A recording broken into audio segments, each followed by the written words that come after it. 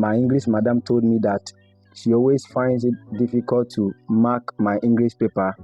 Why? Because I always give her headache, which means my English was very bad. I never thought I would become an author. I was just someone with stories, burning messages inside my heart. But with every page I wrote, I ended up discovering myself, my purpose, my destiny, my calling, and the power of words. This is not just about book writing. This is about discovering myself. This is a journey of becoming of who I was meant to be. And the Lord has been merciful. The Lord has been so faithful. Welcome to my journey to becoming an author. If today happens to be your first time visiting this channel, I would encourage you to subscribe to my channel and wait for more messages on books writing, and you will bet your book. Thank you. So it all started in the year 2018. I was a student, to be specific, senior high school student. One time I saw a certain book written by a man of God, of which I've forgotten his name, but the title of the book is The Anointing and Its Purpose. When I got this book, I felt some burning sensation within me. I read everything in the book. I memorized them, and it was so interesting. I discovered a whole lot of things. I realized that your anointing determines your battle. Fast forward, in the year 2019, I was informed I had this desire to also write a book. I thought it was a normal desire, and I was looking down on myself. That is because I am not coming from a proper background or a good background where English language happens to be our language. Yeah, let me put it that way. Where I'm coming from, there is challenge when it comes to education. Nobody has ever been to the university before, and thanks be to God, I am the only person who's been able to complete the university. I remember when I was in JHS2, my English madam told me that she always finds it difficult to mark my English paper. Why? Because I always give her headache, which means my English was very bad. So I believed that and I accepted that. Developing the idea or having that kind of desire to write a book, it was quite challenging. I doubted myself and I just believed that I could not do it. So what happened was that I kept on praying about it. I didn't know what that thing was, but then I was praying about it. In the course of my prayers, I would sleep and dream, and I would see one popular man of God in Ghana, one of the fathers of the land, the Archbishop Agyinasare, the founder and the presiding bishop of Perez Chapel International, Accra, Jowli Junction. I would sleep and I would see this man of God in my dream, praying for me and telling me that I will write books upon books. I had that dream about 3 times. 3 months later, whilst I was in secondary school, I attended a certain prophetic church. They were doing all night. The man of God, in the course of his ministration, during the prophetic section, he called me and then he said to me, "You see books in my stomach." He said he sees a lot of books in my stomach. So if I haven't thought of writing book, I should begin to consider that. I then began to pray about the dream I had. I fasted over it several times, prayed over it several times, that God should let it manifest.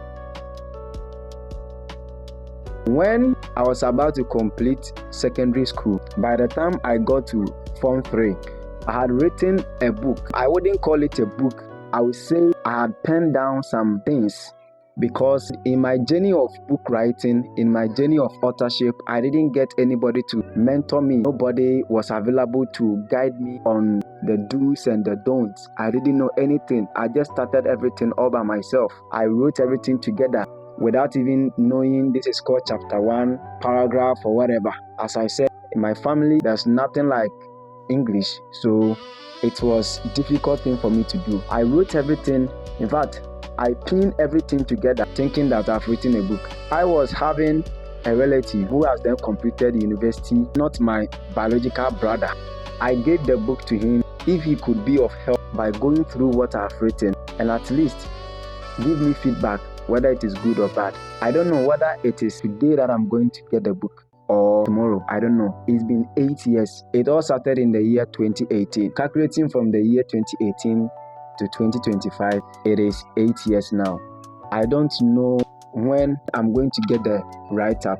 I remember the title of that book. It is called The Salt and Its Purpose. So I coined it from the book of Matthew, where it says that we are the salt of the world. I just started writing whatever I know. Bad English, I don't really know what I wrote. I can't remember anything. Fast forward, I completed the school without having the book in my hands. I didn't give up. I was still determined to write a book.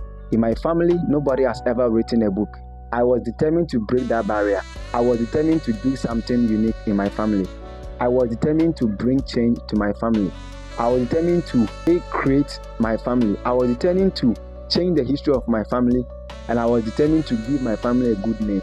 I never gave up. When I completed SHS, I went to Accra. In Accra, I enrolled in Bible school where I did diploma in prophetic. What happened was that whilst I was schooling at Partakers Bible College, I was writing again. By this time around, I had gotten a book from the Archbishop Agyinasare where I was making reference to, looking at how he wrote the book, the chapters, how he titled the chapters. I was just imitating and trying to write what he has written in his book. But when I finished doing everything, I had a whole book. When I go through the book, I realized that I've made a mistake because it seems like I've transferred what is in that book. So I realized that it is something wrong. I put it somewhere. I started again by writing my own book.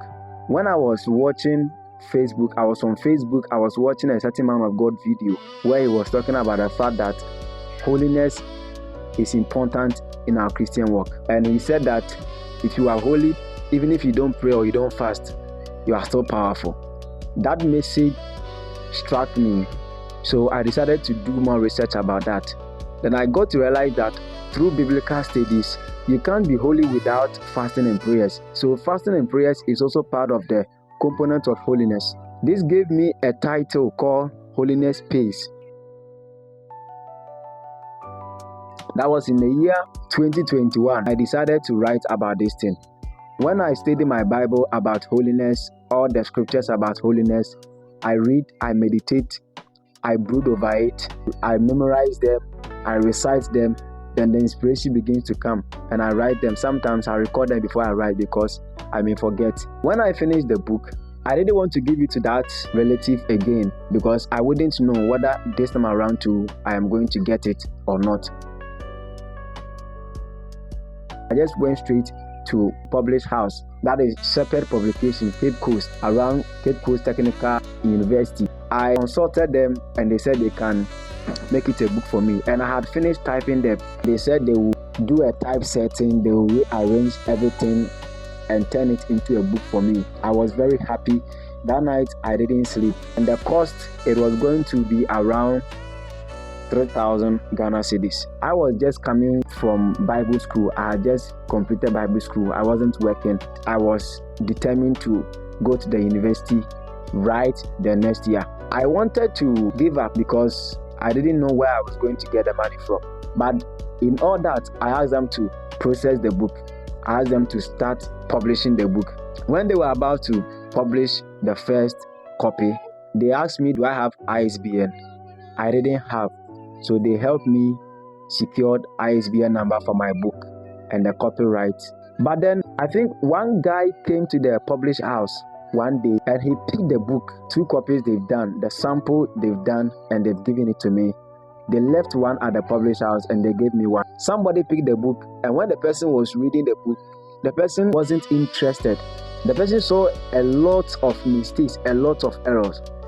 And then he asked me if I can get somebody to go through my work and do editing for me. It will be a great book. I didn't shake off my head. I realized that what the person is saying is true. I know that I am not good in English. There's a problem with my English language. However, when I want to write, the knowledge flow, the inspiration flow. I may write everything I want to write, but you may still find mistakes. I approached one of the men of God in my life who have really impacted my life. When I was in JHS, I was going to size, and this man is no other but Seshola. He's a great man of God, and he has been a wonderful tool in my life. There is a saying that behind every move, there is a mover. For my story, for my journey, when it comes to the gift of men, is Seshola. I reached out to Seshola. I spoke to him about the book, everything.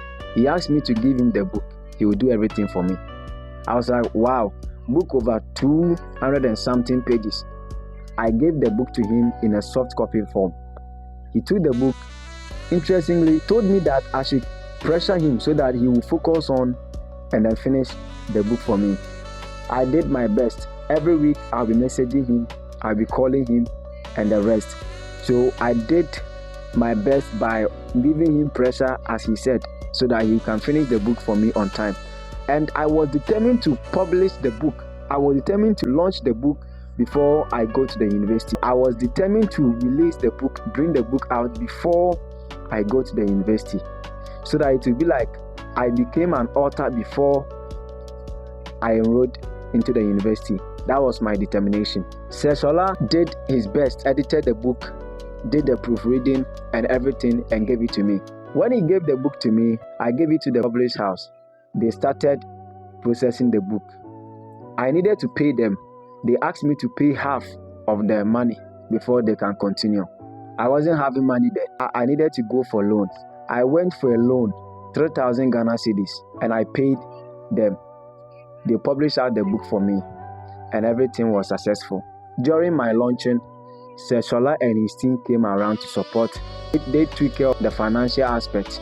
Every book anybody will buy, they take the money and make sure everything runs smoothly.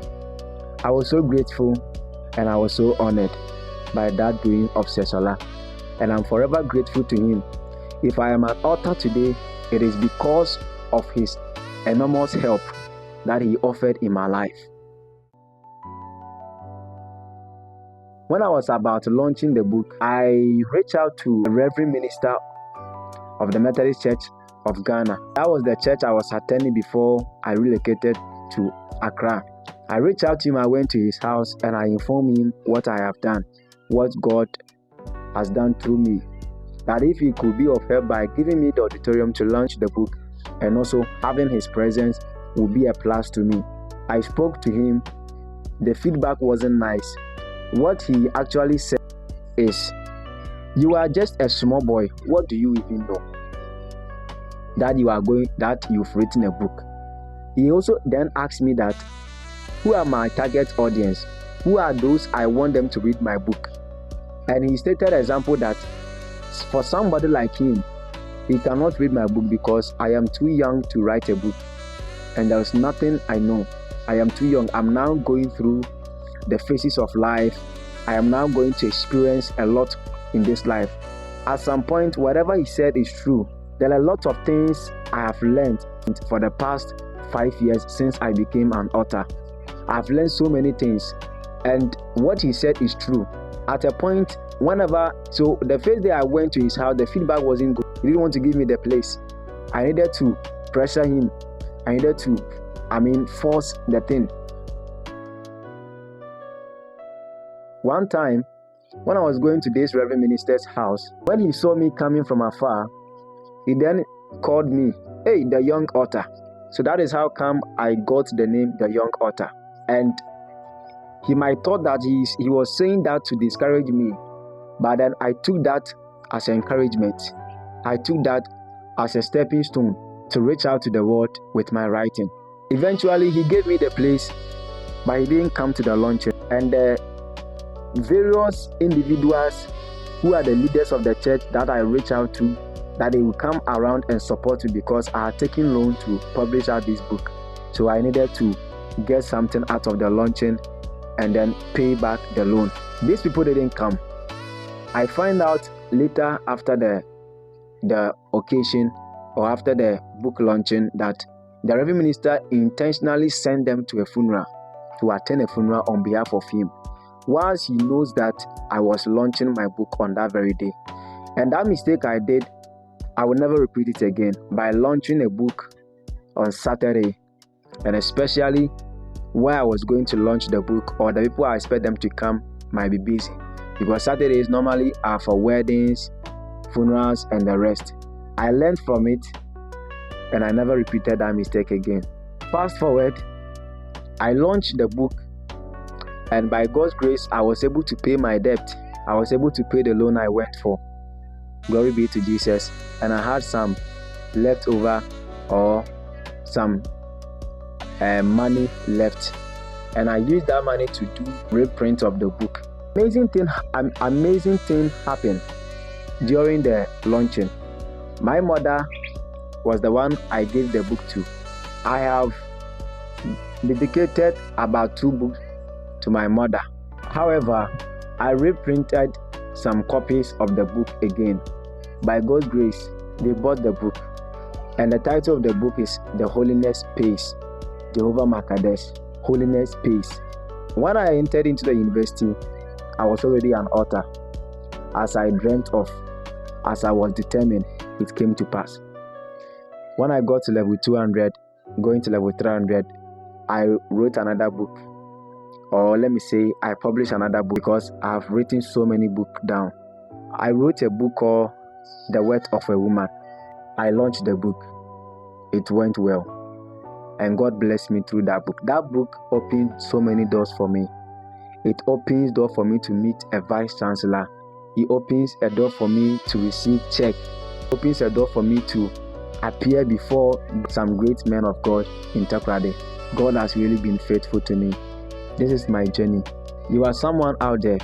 I just want to use this opportunity to tell you that you are not too young to write your own book.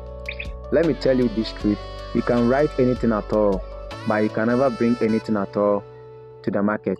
There are some books you write today, you cannot publish it today. There are some books you can write it today and publish it today.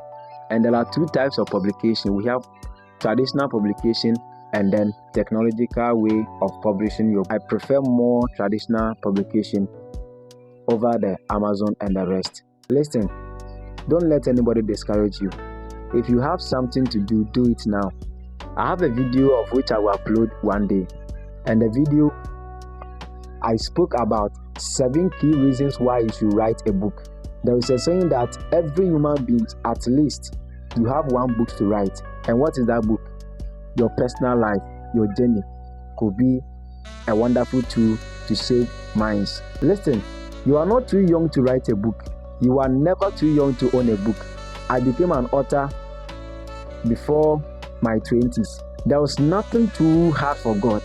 You know, one thing I am working with, my motto is that if only I can grow in knowledge and wisdom, if only I am able to learn, come out with inspiration, revelation, if God is able to flood my heart with insight, with revelations, with mysteries, with secrets. Listen, I'll put it down. I have over 35 books that I have written so far. But as I said, there are some books, irrespective of how you are able to write it, until you begin to prove it, until you begin to live it, you can't bring it out, because you might live a contrary life, or you might go contrary against what you have brought out. So every book you write, make sure the book you are writing is the life you are living. Or the book you are writing, make sure after people reading it, they can find that in you. Listen, don't let anybody discourage you. You can become an author today. You can become an author anytime. Whatever information you have, write it, publish it, put it out there. If not for today, one day. I have a book I have written. The title is There is a Certain Days in Every Man's Life. Yes, if today nobody would want to buy your book, if today nobody would want to opt for your book, no, there is a certain day where your book will come to the limelight. When that spotlight hits on your book, you will see that God indeed is a faithful God. God bless you.